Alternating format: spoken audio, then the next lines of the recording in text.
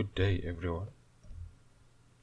I would like to introduce myself to you as Zane Joseph from the University of the Western Cape in South Africa. I will be presenting to you our research paper titled Deepfake Detection Using a Two-Stream Capsule Network. The research for this paper was supervised by Dr. Clement Nyirenda of the Department of Computer Science at the University of the Western Cape. First of all, I'd like to explain to you what deepfakes are. Deepfakes are media in the form of images, video, or even audio in which the likeness of one person is used, where their face or sometimes other identifying parts such as their voice is replaced by that of another person. Specifically, this is media that has been created or synthesized by means of deep learning methods that make use of autoencoders or generative adversarial networks, among other deep learning architectures. An example I could use to better describe deepfakes is if I were to record a video of myself and then use certain deep learning methods to replace my face in the video with the face of someone famous, for example, such that to the human eye it seems as if it was this famous person in the video themselves.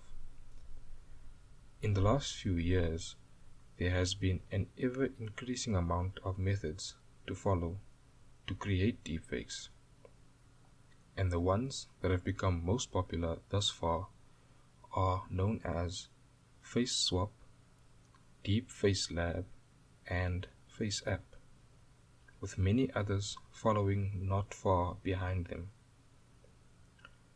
Our motivation behind taking on this research is the fact that deepfakes pose a serious threat to security, politics, and news.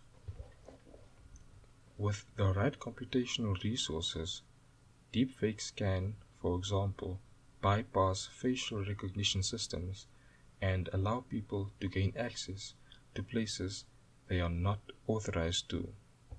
Additionally, a well-planned and coordinated attack on a political figure or celebrity using deepfake technology is a realistic idea given the capability this technology has today.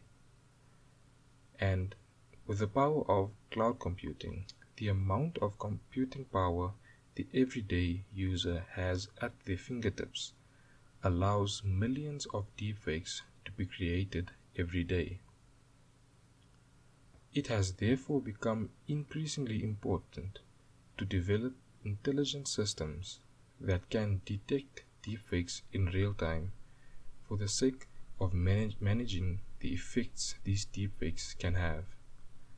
Thus, our main objective for this research is to develop a novel system that is capable of detecting deepfakes, and more specifically, a neural network architecture with a deepfake detection performance comparable to that of the state of the art.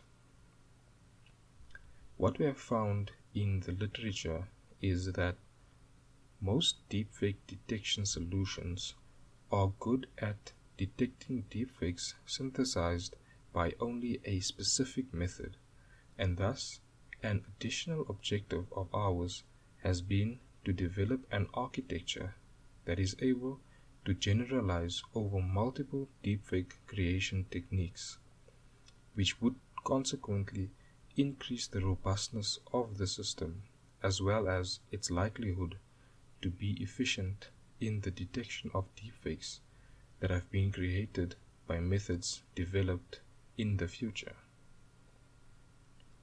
Our developed approach is mainly inspired by the work of H. Nguyen in using capsule networks for the detection of deepfakes. In addition, the respective works of P. Zhao and R. Yancey in the detection of manipulated media using multi-stream neural networks. Our developed approach is a two-stream neural network consisting of two architecturally identical capsule networks running concurrently, where each capsule network consists of 10 capsules each. With two concurrent streams made up of identical architectures, the difference in the two streams of our two-stream capsule network are the images on which they are trained. One stream is used to detect face warping artifacts and is thus fed images directly from the frames of the training videos in our dataset, while the other stream is used to detect manipulation in images by means of error level analysis using JPEG compression. This stream is thus fed the same images from the first stream, only these images have undergone an additional error level analysis process. The current methods that are used to create deepfakes introduce artifacts on the face of the person who is manipulated in the video, and generally, for a deepfake that is really well done, the human eye cannot pick up on these artifacts. This is where the power of neural network classifiers come into play. Neural networks are able to detect these artifacts, and that is the detection that takes place in the first stream of our network. On the other hand, our second stream detects manipulations in images based on JPEG compression and error level analysis. So, JPEG is a lossy format of digital images, which means that whenever an image of this format is compressed, there is a small amount of information that is lost, and the more times an image is compressed, the less information is lost over these subsequent compressions. So, when an original image is manipulated, these manipulations introduce new information to the image. So, if we then compress this manipulated image, the amount of information lost in the manipulated areas will be more than the amount of information lost in the rest of the image. And this is essentially how our second stream detects these manipulations. We take our image through a process known as error level analysis, in which we compress the image and then take the difference image between the newly compressed image and the original pre-compressed version. We then scale the brightness of this difference image to highlight the areas in which the most information loss has occurred during compression. And we then use this scale difference image as an image on which our second stream is trained on. We follow this process for all the images we have in our dataset. The dataset we have used to train our neural network is known as the Deepfake Detection Challenge Dataset, or DFDC for short, and this dataset has been produced by Facebook AI in partnership with a variety of organizations and has been released in September of 2019.